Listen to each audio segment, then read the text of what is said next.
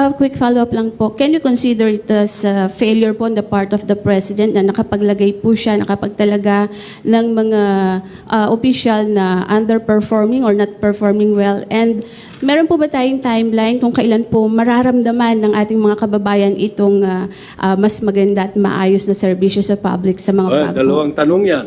Yung unang tanong mo, ikaw ba pag meron kang niligawan, alam mo ba na may... Ibig sabihin nun, at the start, you do not know how this guy will perform. So that's more or less a very... hindi ko masabi kung anong tanong yan. Yung pangalawa na tanong mo, ano na ba yun? Mararamdaman, kagad. Wala nang iba eh. Kung ang trabaho mo ay mag-deliver ng tinapay, deliver ka ng masarap na tinapay.